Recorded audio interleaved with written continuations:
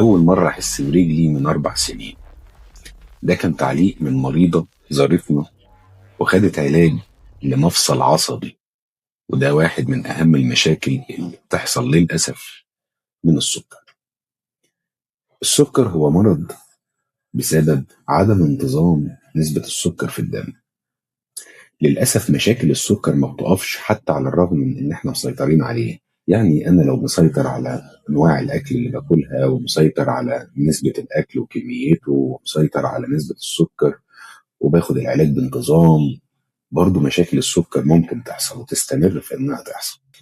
أهم المشاكل اللي بتحصل بسبب السكر مشاكل في الشبكية بتاعت العين، مشاكل في الكلى، ومشاكل في الأعصاب أو اللي إحنا بنسميه الاعتلال العصبي السكري. وده موضوع النهارده اللي هنتكلم فيه. للأسف السكر وهو بيهاجم الأعصاب، وده أهم مشكلة بتقابلنا، لأن العصب في حد ذاته كنسيج هو مش مشكلة، إنما اللي هو رايح يوصل له الإشارة من المخ هو ده المشكلة. يعني أنا لما بخسر عصب أنا بخسر النسيج العصبي وبخسر الوظيفة اللي كان العصب بيقدمها، سواء حسية أو حركية أو أيا ما يكون العصب كان بيغذي إيه. دلوقتي احنا هنحاول نوضح العصب اللي هيتهاجم من السكر هيتهاجم ازاي. تخيل ان العصب ده زيه زي السلك اللي عندك في البيت، عبارة عن الياف نحاسية عندنا اسمها الياف عصبية، وغلاف عندنا اسمه غلاف مايلين. السكر للأسف بيهاجم الغلاف اللي هو أصلا السبب في سرعة نقل العصب، نقل الإشارة، وبيهاجم النسيج العصبي نفسه، الألياف العصبية نفسها. مع الأسف الشديد السكر مش بيفرق إذا كان بيهاجم عصب هيودي بالحياة زي الأعصاب اللي بتسيطر على القلب، أو إنه بيهاجم عصب حسي عادي ممكن يؤرق الحياة. العصب اللي هيتأثر من السكر هو عصب زي ما قلنا بيتهاجم على الألياف العصبية أو الغلاف بتاع العصب، وفي كلا الحالتين العصب بيتأثر ووظيفته بتتأثر وسرعة نقل الإشارة الكهربية بتتأثر. والله السكر ممكن مثلا يعمل المشكلة مع عصب حسي، مجرد إحساس أخسره بيبدأ تدريجي، طبعا بحس التنميل وحرقان وشكشكة، وبعد كده أفقد الإحساس خالص لدرجة إن ممكن أتعور وما أحسش، أو إني حتى أبقى لابس شبشب ويتقلع مني. وكتير مواريد بيجي يقول الكلمة دي، أنا كنت لابس شبشب وفجأة بقى بيتقلع مني وأنا مش حاسس. ده بسبب الأعصاب الحسية اللي اتأثرت بالسكر.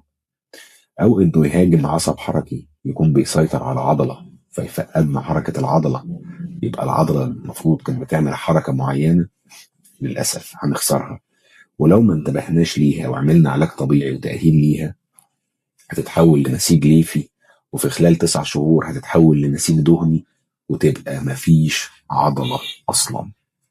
وممكن يهاجم جهاز عصبي لا إرادي زي الأعصاب اللي بتسيطر على القلب، يخليه فيه مشكلة في نبضات القلب، أو يخلي فيه مشكلة في غذاء عضلة القلب، أو مثلا يهاجم عصب زي اللي بيسيطر على الحركة الدودية للجهاز الهضمي فيجيب لنا عسر هضم ويجيب لنا إمساك، أو مثلا يهاجم عصب زي اللي بيسيطر على المثانة البولية فيفقدنا التحكم في البول.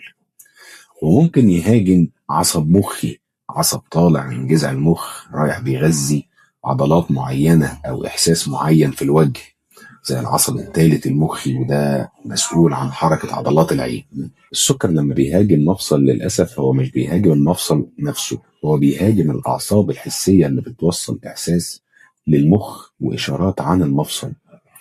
المفصل لما الأعصاب الحسية بتاعته بتتأثر فبيفقد الألم، فبالتالي لو حصل فيه أي مشكلة بسيطة للأسف المشكلة دي بتتفاقم والمخ ما بيبقاش مدرك إن في مشكلة أصلا في المفصل، فبالتالي بنكتشف إن المفصل بالكامل اتشوه. ودي المشكلة اللي بنسميها المفصل العصبي أو تشاركوت جوينت. هي مش بتحصل بس مع السكر، ولكن بتحصل مع أمراض كتير وأهمهم وأكثرهم انتشارا هو السكر. طيب انا دلوقتي المفروض ان انا هزور الطبيب، ايه اللي اتوقعه بقى يا دكتور ان هو يعمله معايا وهو بيفحصني عشان يقيم موضوع اعتلال الاعصاب السكري؟ اول حاجه الطبيب بيحاول يقيم كل عصب لوحده عن طريق حاجه زي الشوكة الرنانة، عن طريق حاجه زي الهامر هو الشاكوش، حاجه زي الشوكه الرنانه دي. الشوكه الرنانه دي بنحطها على النتوءات العظميه، بتحاول توصلنا، مش عارف انت شايف اهتزازها ولا لا، بتتحط على النتوءات العظميه بس. تمام. ونشوف الاهتزاز ده، هل الاهتزاز ده انت حاسس فيه كمريض ولا لا. تمام. من انواع الفحوصات التانية ان احنا بنعمل فحص بالهامر، نكتشف ردود افعال العضلات، هل هي كويسه وسريعه ولا لا. لو السكر هاجمك، السكر ممكن يخسرك جزء من ردود الافعال دي، يخلي رد الفعل بنسميه رد فعل ضحل او بطيء. رد الفعل الضحل ده بس مش بيحصل من السكر، ممكن يحصل من حاجه زي الغده الدرقيه وخمولها. خمول الغده الدرقيه ممكن يحصل بطريقه طبيعيه مع الحمل. تمام. انواع الفحوصات التانية اللي هتتعمل لك في العياده او مع الطبيب اثناء الفحص هو القطنه. بنجيب قطنه كده ونمشيها على رجلك وانت مغمض عينيك. لو انت حاسس بتحاول تحدد المكان بتاع لمسه القطنه.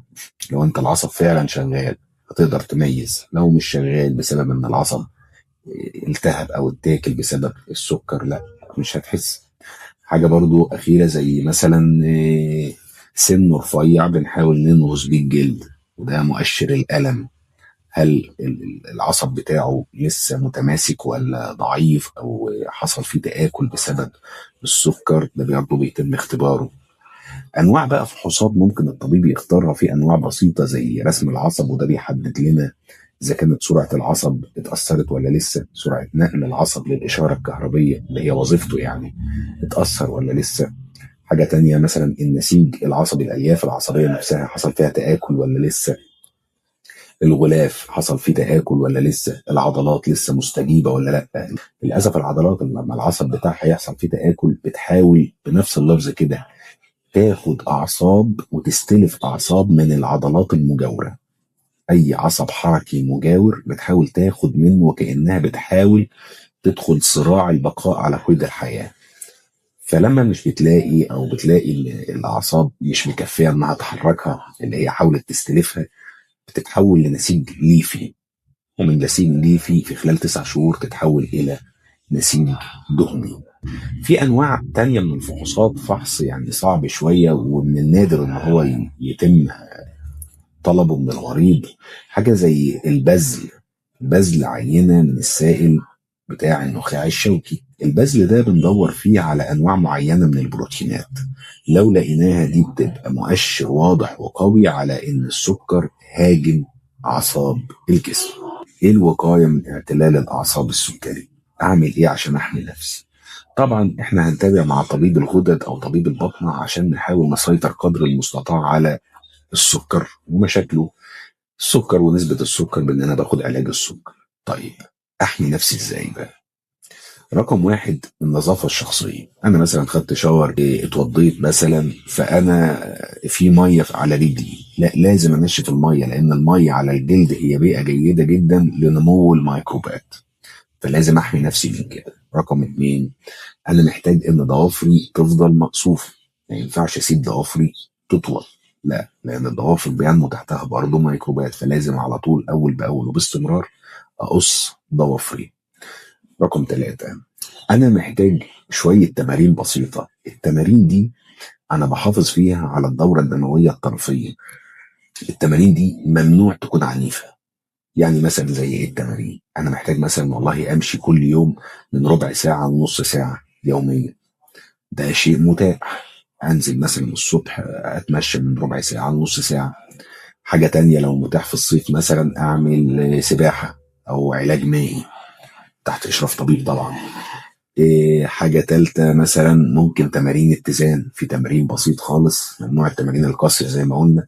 تمرين بسيط خالص انك تحاول تقف على رجلك، رجل واحده، لمده دقيقه او دقيقتين، وتبدل الرجل التانية كذلك نفس الحال دقيقة لدقيقتين. دي تمارين اتزان بتزود إدراك المخ، وتخلي المخ يبعت غذاء أكتر للأعصاب الطرفية فيهتم بيها. بجانب إن إحنا عندنا أهم نقطة اللي هي المكملات الغذائية. طيب أنا دلوقتي بزور الدكتور وكاتب لي فيتامينات، تمام. الموضوع ده يا جماعة ما بقاش بيمشي عشوائي، لا بيمشي بانتظام. اهم حاجه طبعا، اهم فيتامين انا بحتاجه كمريض سكر هو فيتامين ب 12. للاسف كتير ما بلاقي مشكله ان مريض يبقى بياخد سيدوفاج او جلوكوفاج اللي هو الميتفورمين. الميتفورمين ده ماده كده تلاقيها بتعمل طعم معدن في البق. ده بعد فتره يعني مع الاستمرار بيعمل طعم معدن في البق. ده بيقلل امتصاص فيتامين ب 12. فلاقي مثلا ان المريض بياخد فيتامين ب 12 حبوب، والاقيه بياخد سيلوفاج. طب ما هو كده امتصاص فيتامين ب 12 هيقل، لان الميتفورمين بيقلل امتصاص فيتامين ب 12 في الجهاز الهضمي. طب لا، يبقى المريض اللي بياخد ميتفورمين المفروض ان هو ياخد اللي هو السيلوفاج او الجلوكوفاج، المفروض انه ياخد فيتامين ب 12 يا اما حقن عضل يا اما الاورال فيل اللي هو الميثايل تكنو، اللي هو بتتحط لزقه كده على اللسان وبتدوب. بيحصل لها الامتصاص فين؟ في الاغشيه المخاطيه بتاعت البق ده. مش محتاج ان يحصل امتصاص من الجهاز الهضمي من تحت، لا خالص. فبالتالي ما بتعرضش لمشاكل الميتفورمين. يبقى يا اما اخدها عضل يا اما هيبقى الفيلم اللي بيتحط على اللسان. طيب انا دلوقتي لازم اقيس فيتامين ب 12، ولو لقيته قليل اخد، انما لقيته مناسب طب انا هاخد ليه؟ وكذلك الحال فيتامين د. فيتامين د انا هقيسه، انا برضو محتاجه كمريض سكر، محتاجه جدا جدا. طب انا دلوقتي هقيسه لقيته قليل، هخلي الدكتور يكتب لي يا دكتور انا حللت فيتامين د ولقيت النسبه بتاعته قليل. مش هاخده اعتباطا كده، ما ينفعش. فيتامين د لو درجه او نسبته زادت عن الطبيعي بنسبه كبيره بيعمل مشاكل تسمم. ففيتامين د من ضمن الفيتامينات اللي محتاجه انها تتراقب. تتراقب يعني ايه؟ بيتعمل لها تحاليل دوريه، وانا هاخد العلاج طبقا للتحليل. نسبه ناقصه هزودها، طب النسبه سليمه خلاص مش هاخد. طيب انا دلوقتي محتاج مضادات اكسده. مضادات اكسده زي فيتامين اي وفيتامين سي. الفيتامينات دي موجوده مثلا في الطبيعه، يعني انت وانت بتعمل طبق السلطه ده، طبق السلطه كخضار او كفاكهه، فيتامين سي وفيتامين اي موجود في البرتقال، اليوسفندي موجود، في السبانخ موجود، في البروكلي موجود، في حاجات تانية زي اللفت موجود فيتامين سي وفيتامين اي، مهمين جدا كمضادات اكسده عشان المشاكل بتاعه الاعصاب لما السكر بيهاجمها. من ضمن برضو المكملات الغذائيه اللي احنا محتاجينها حاجه زي اوميجا 3. اوميجا 3 برضو ما تروحش تاخدها كحبوب، لا انت ممكن تروح مثلا للاسماك. الاسماك زي الاسماك اللي هي الزيتيه، زي التونه، زي السلمون، السردين، الرنجه. دي بيبقى النسيج نفسه فيه اوميجا 3. فانت لما هتاكل مثلا مره او مرتين بالكتير اسبوعيا اسماك زيتيه او اسماك دهنيه، دي هتغذي جسمك باوميجا 3، بدل ما انا عمال بفضل كل شويه اخد حبوب اخد حبوب. طب وعلى ايه؟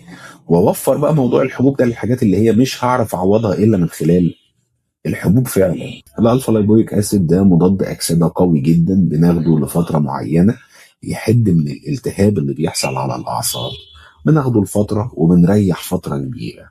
يعني مثلا انا هاخده والله شهرين ثلاثه واريح من 6 ل9 شهور، يعني هاخده 3 شهور في السنه كلها وبعد كده ارجع اخده. بس بناخد بالنا ان هو كمكمل غذائي يجيب حموضه، لان هو حمض الالفا لايبويك اسيد، فانت ممكن تاخده مع الاكل.